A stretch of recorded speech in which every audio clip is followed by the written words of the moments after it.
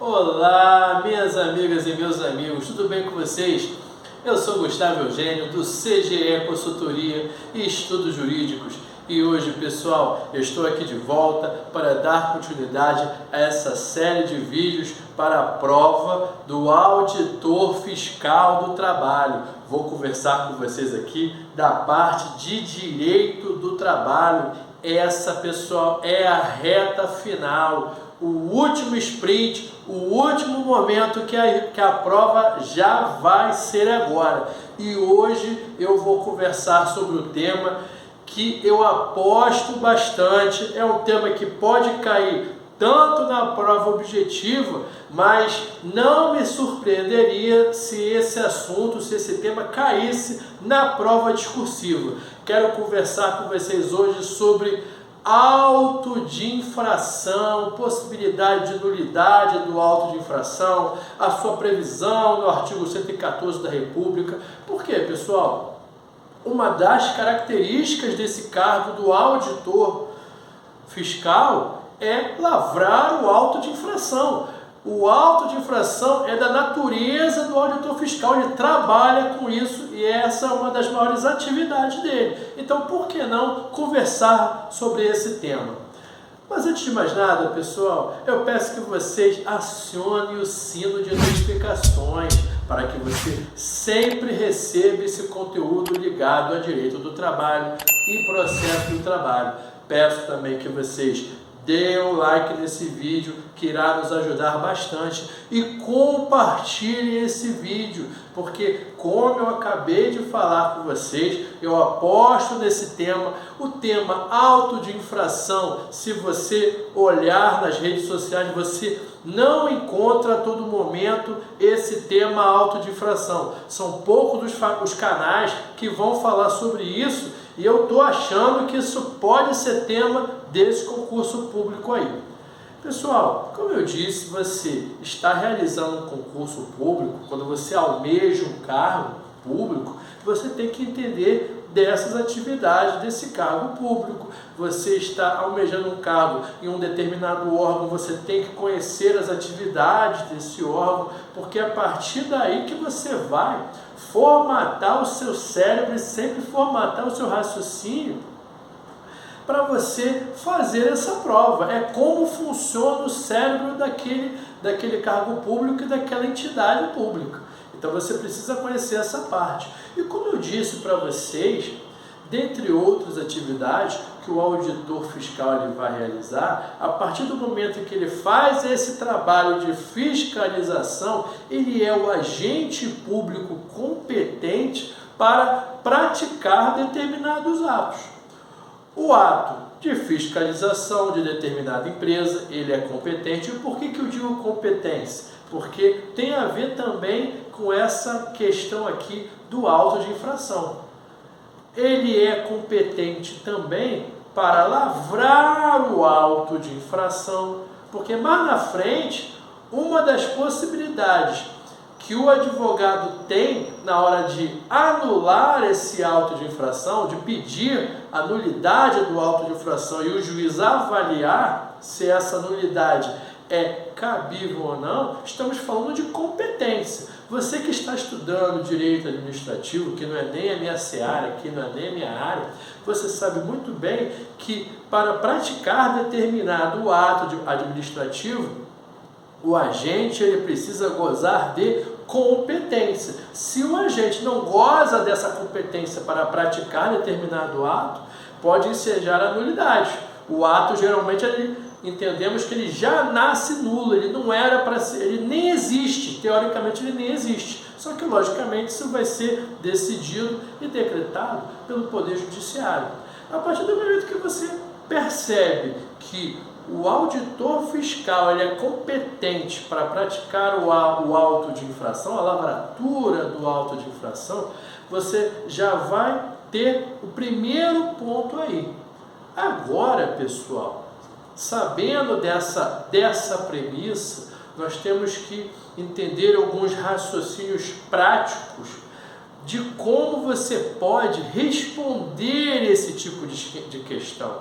Vamos imaginar, vamos supor aqui uma questão discursiva aonde a banca examinadora, a banca do concurso, ela conte uma história para você, fala que o auditor fulano, ele é auditor fiscal há tantos anos, que eles gostam muito de florear, eles botam um texto gigante só para você perder a sua concentração. Então, você tenha aquele olhar de foco, de objetivo na hora de você ler e responder. Perceba as frases e as palavras-chave que ele vai colocar ali. Ele vai falar para você que esse auditor fiscal ele foi na empresa X e detectou, por exemplo, que essa empresa possuía mais de 200 funcionários. Essa empresa com mais de 200 funcionários, ela não contratava portadores de deficiência. Lembra que eu conversei com vocês também sobre aprendizes? Aprendiz é uma política de inclusão. PCD, que são os portadores de deficiência, também são medidas inclusivas, políticas de inclusão. Então, eu já coloquei aqui para conversar com vocês sobre dois temas que eu acho muito importantes: menor aprendiz e PCD. Porque as empresas, as grandes empresas, elas sofrem inúmeros autos de infração sobre o tema menor aprendiz e contratação de PCD. Esse é o top dos autos de infração contra as empresas. Eu não me surpreenderia se um desses dois temas viesse a ser perguntado. E quando nós conversarmos aqui sobre auto de infração, hoje eu vou conversar com vocês sobre auto de infração ligado a portador de deficiência, PCD. Mas o mesmo raciocínio você coloca para menor aprendiz. É lógico que quando você tiver esse raciocínio de auto de infração para menor aprendiz, você vai lá na outra aula e você vai ver a normatização ali, você vai usar aquelas normas ali. Aí, pessoal, esse auditor fiscal, ele percebeu que essa empresa não cumpria as cotas. O que ele fez? Ou ele notificou para que chegue a esse cumprimento dessas cotas. Nesse exemplo aqui, ultrapassado isso, ele lavrou o auto de infração. Aí eu pergunto, pode o auditor fiscal lavrar o auto de infração? Eu já digo que sim, já digo que ele tem competência para lavrar o auto de infração e digo mais, pode ser essa nulidade, por exemplo, do auto de infração, pode ser na Justiça do Trabalho? Pode. Por quê, pessoal? Porque aqui, o artigo 114 da Constituição da República nos fala o seguinte: é competente a Justiça do Trabalho para processar e julgar medidas administrativas, penalidades administrativas. Então, pessoal, pode a Justiça do Trabalho julgar as ações pertinentes a penalidades administrativas. Você concorda comigo que esse auto de infração, quando nós estamos conversando aqui de PCD, e repito, também poderia ser de menor aprendiz, ou outros assuntos também? Eu só estou colocando PCD e jovem aprendiz, que são os top de auto de infração das grandes empresas, mas poderia ser outros exemplos também que sirvam para a sua prova. Poderia aqui você aplicar a base do artigo 114, porque pode o auditor fiscal fiscalizar isso e colocar o auto de infração, e seria a Justiça do Trabalho, o Poder Judiciário competente, o órgão competente para julgar o cabimento ou não desse auto de infração. E eu preferi logo colocar aqui o artigo 114 da Constituição da República. Por quê, pessoal? É como eu falei, se não me engano, na aula passada. Tudo que você colocar a mais, o examinador de uma banca de concurso público, ele não vai tirar ponto. Mas agora, tudo aquilo que você não coloca e deveria ter sido colocado, se você não colocar, ele vai tirar alguns décimos ali ou algum ponto. E você que está estudando conosco aqui já está experiente disso e você não vai deixar perder ponto, você não vai dar esse mole. Então já coloca. Está falando de auto de infração? Coloca ali, de repente, estamos falando de auditor fiscal do trabalho, ligado à parte trabalhista. Se estamos falando da parte trabalhista, de auto de infração, de penalidade administrativa, estuda lá o artigo 114 da Constituição da República, lá no inciso 7. Dá uma lida forte ali, inclusive isso pode cair. Isso pode cair na prova, por exemplo, de direito constitucional. Inclusive é aquele tipo de matéria que é bacana você estudar, que você estuda um pouco de direito do trabalho, ligado à competência aqui, você vai estudar um pouco de Constituição da República. Mas não vai cair processo, isso aqui de repente é um assunto mais, alguns vão entender que é ligado a processo, mas pode cair ligado, por exemplo, à Constituição Federal, direito constitucional. Esse artigo 114, pessoal, ele é muito importante. Ele fala de dano moral. Por mais que o artigo 114 ele tenha aquele cunho mais de competência jurisdicional, e o que acontece? Você sempre vai raciocinar competência, processo do trabalho ou processo civil, ele está falando ali de dano moral. Dano moral não é processual. Dano moral é direito subjetivo. E a gente nunca sabe como o examinador ele vai colocar. Depois, não adianta entrar com recurso. Dificilmente esses recursos eles são aceitos. Raríssimas vezes os recursos eles são aceitos. Então você já aproveita essa oportunidade, coloca aqui o artigo 114 da Constituição da República. Além do artigo 114, agora vamos mais a fundo quando a gente conversa sobre portador de deficiência, sobre PCD. Lá na Lei 8.213 de 1991, que foi colocado ali o artigo 93. Esse artigo 93 é que determina que as empresas acima de 100 empregados, elas precisem adotar a inclusão de portador de deficiência e de reabilitados pelo INSS. Ele coloca até algum escalonamento aqui, de 101 a 200, de 100 a 200, por exemplo, tem que ter 2% de PCD, de 201 a X, 3%, e por aí vai. Então, perceba que o caput do artigo 93 da Lei 8.213, ele vai dar o norte que você precisa conhecer e, repito, serve também para uma prova objetiva e também vai servir para você colocar como base normativa da sua questão discursiva. Artigo 93 da Lei 8.213. E é ali que vai falar, o caput ele dá o norte, ele dá a conceituação, ele dá a norma que os empregadores eles têm que seguir e coloca ali o escalonamento da porcentagem que tem que ser aplicada ali para os portadores de deficiência. Então é um outro artigo importante, uma outra lei importante para você dar uma lida. Dá uma lida rápida. Provavelmente você já leu essa lei para alguns outros assuntos, mas dá uma focada no artigo 93 que vai falar de PCD. Além do artigo 93 de PCD, pessoal, eu quero que vocês deem uma olhada no seguinte.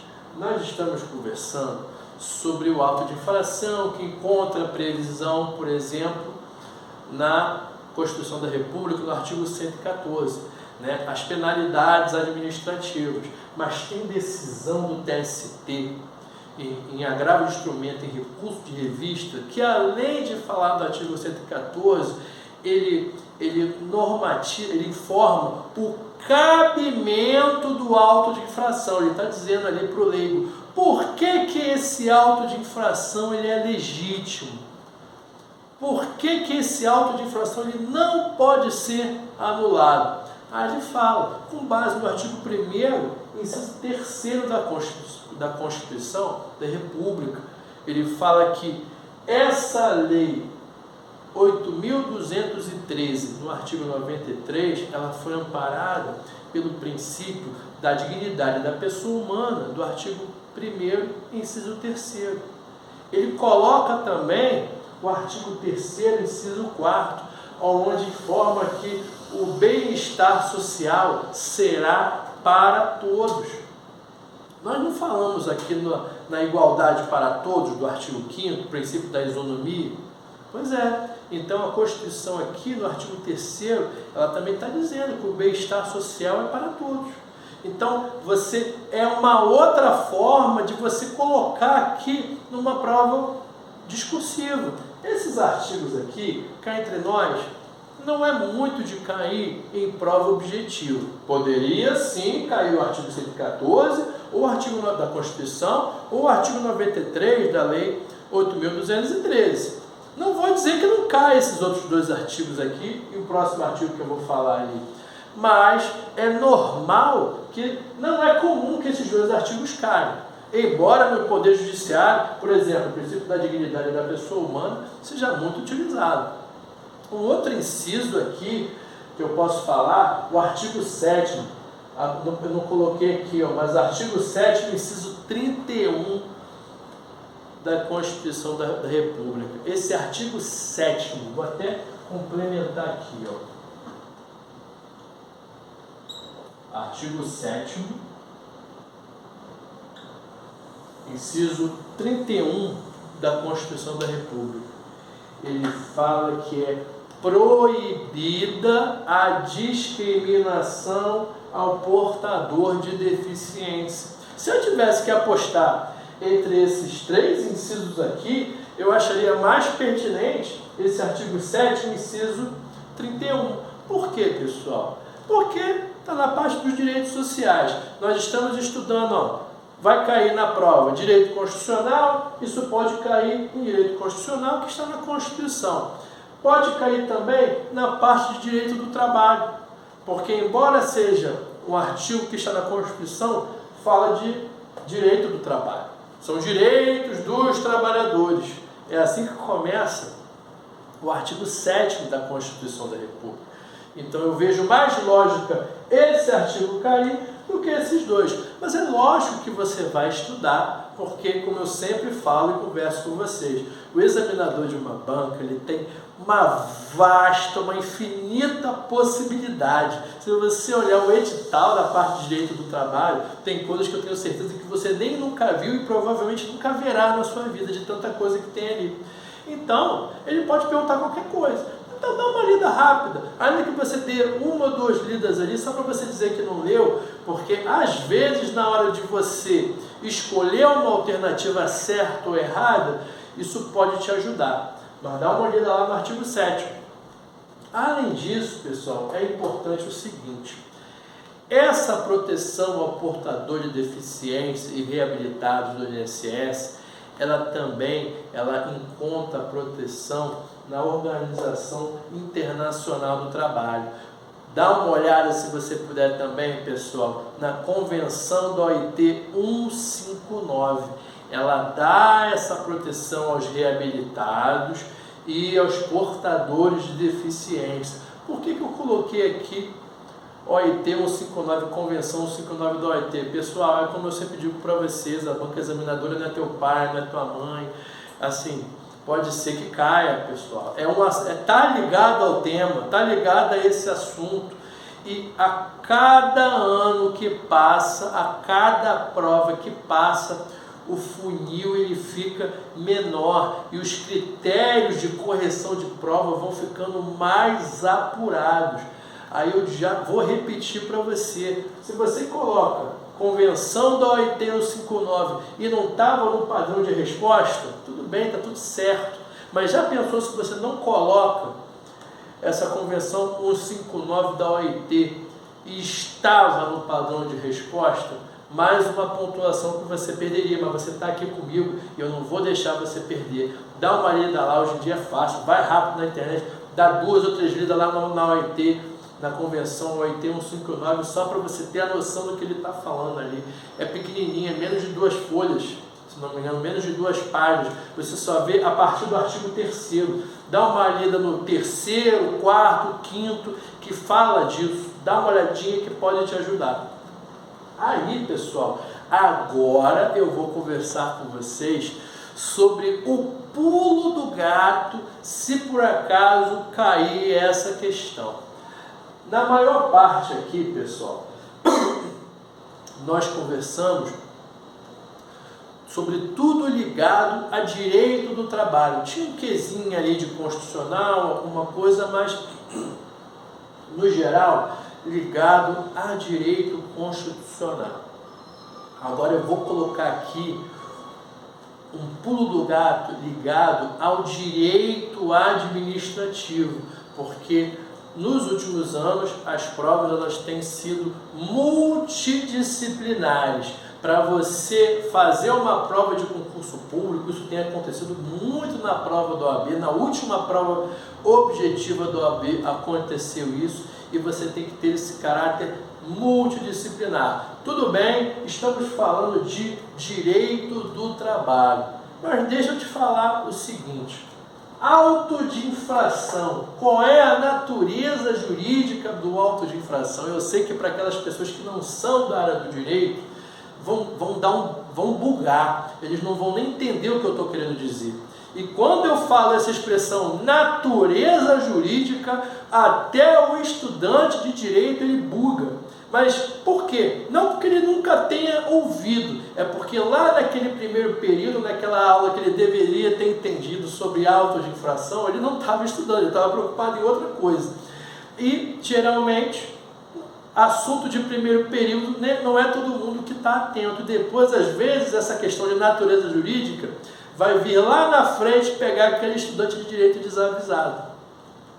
E aqui você precisa entender o seguinte: o auto de infração, eu acabei de falar para vocês que ele está previsto no artigo 114. O agente público, auditor fiscal, vai lavrar o auto de infração. Ele é um ato. No direito administrativo, como eu disse, o auto de infração ele tem natureza jurídica de ato administrativo.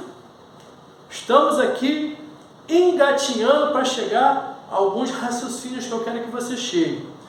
A partir do momento que você entendeu que o auto de infração ele tem natureza de ato administrativo, já estamos invadindo a seara do direito administrativo, eu quero que você entenda o seguinte: na prática, e às vezes o examinador ele vai ser maldoso, ele está falando aqui de direito material, ele diz que cai direito do trabalho, mas só na maldade, com o texto dele, ele vai levar para a parte processual, a parte prática, que nem todo mundo está preparado para isso. Mas aqui nós estamos preparados, e eu vou mostrar para vocês como é que funciona. Na parte administrativa, teve a lavratura do auto de infração previsto no artigo 114, inciso 7º da Constituição da República. Essa empresa que sofreu o auto de infração, ela pode escolher pagar aquela multa, tudo bem, às vezes é uma multa de R$ 2.500, só que às vezes é uma multa de R$ 2.500, e eu já vi multa que passava de R$ 1 milhão. Então é super normal que essa empresa não vá querer pagar, ela só vai pagar se ela for condenada em última instância. Isso acontece com qualquer empresa, qualquer pessoa, porque ninguém dá dinheiro de graça para os outros, pessoal. Aí o que essa empresa vai fazer? Ela vai entrar com uma ação de nulidade do auto de infração. Ela vai chegar para o Poder Judiciário, provavelmente aqui nesse assunto aqui que nós estamos conversando, provavelmente aqui na Justiça do Trabalho, porque eu já disse para você que com base no artigo 114, cabe à Justiça do Trabalho processar e julgar as penalidades administrativas. Nesse caso aqui, vai ser na Justiça do Trabalho. Ele vai entrar com a nulidade do auto de infração. E qual é o pulo do gato e qual é o cerne da questão? O cerne da questão, pessoal, está aqui, ó. Entender se esse auto de infração, se esse ato administrativo, ele foi ilegal ou não. No final das contas, no frigir dos ovos é isso. A nulidade do auto de infração, ela vai informar para o juiz que houve ilegalidade do auto de infração. E por que eu estou repetindo aqui de ilegalidade do ato administrativo, ilegalidade do auto de infração? Porque veja bem, eu não sou especialista em direito administrativo, mas quando a gente conversa sobre autos de infração, nós estudamos o seguinte: o ato administrativo e até certo ponto o auto de infração, o poder público, ele tem poder discricionário. O que é o poder discricionário do poder público? Conveniência e oportunidade.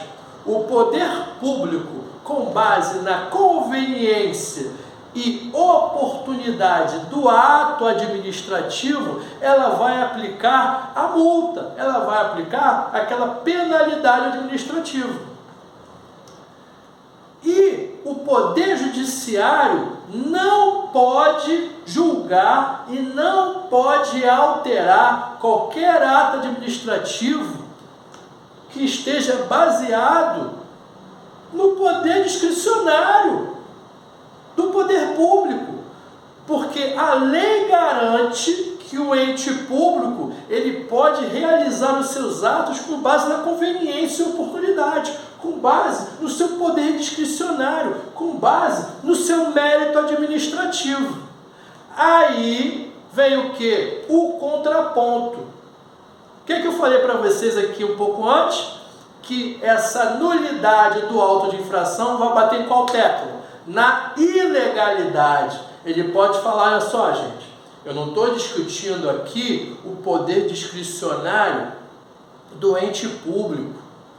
Eu estou discutindo que foi ilegal. Aí tem o contraponto da súmula 473 do Supremo Tribunal Federal. Uma das súmulas mais famosas de concursando de concurso público, pessoal. Eu tenho certeza que na sua aula de Direito Administrativo e na sua aula com o seu professor ou professora de Direito Constitucional, você estudou essa súmula 473 do STF, porque essa é uma das súmulas mais batidas quando a gente fala de direito administrativo, poder discricionário, quando a gente fala de mérito administrativo. Ele fala lá de uma súmula do STJ e também bate nessa tecla da súmula 473 do STF. São dois assuntos que se relacionam muito em direito constitucional e principalmente em direito administrativo. E qual é esse pulo do gato aqui? Para ter a validade, a nulidade do auto de infração, a empresa ela vai ter que demonstrar que foi ilegal, porque essa súmula ela já fala, ela já começa dizendo: olha só, o poder público ele tem discricionariedade e ele até pode, inclusive, revogar os seus atos anteriormente praticados com base na conveniência e oportunidade, ou seja, mérito administrativo, ou seja, poder discricionário.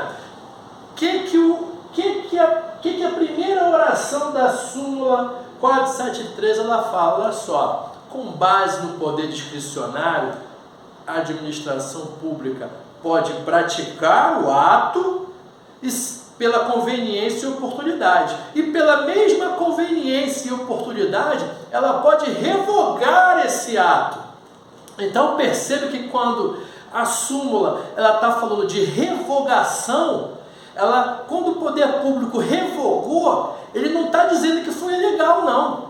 É esse que é o pulo do gato. Olha só, eu estou revogando porque eu quero, tá? Eu estou revogando porque é conveniente e oportuno para mim. Eu revogo se eu quiser. Se não tem irregularidade, se não tem ilegalidade, eu revogo se eu quiser, com base na conveniência e oportunidade do meu poder discricionário. Aí agora, a segunda parte dessa súmula é o que nos interessa aqui. O que a segunda parte, a parte final, fala? Quando há ilegalidade do ato administrativo, aí sim cabe ao judiciário julgar esse ato administrativo para verificar a ilegalidade. Se o Poder Judiciário detectar ali que realmente houve a ilegalidade, ele vai julgar procedente, ele vai dizer que é cabível a nulidade desse auto de infração. Por que eu acho que esse é o pulo do gato? Porque é muito fácil a gente estudar aqui só a parte de direito do trabalho, pessoal.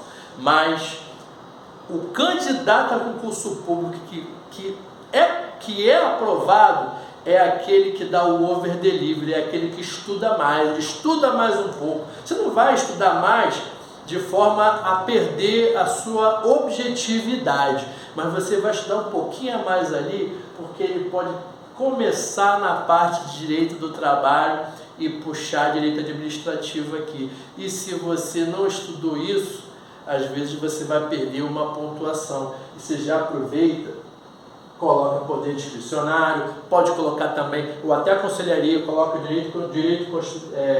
poder discricionário, mérito administrativo. Aí você também bota de suma importância e principalmente se a tese for essa, a súmula 473 do Supremo Tribunal Federal, para fechar aqui com chave de ouro essa nossa aula. Tudo bem, pessoal? Eu espero que vocês tenham gostado dessa aula, gostado desse vídeo. Se vocês já gostaram desse vídeo, eu peço que vocês deem o like, compartilhem esse vídeo, que isso pode cair nessa prova. E eu desejo a vocês um grande abraço e até a próxima.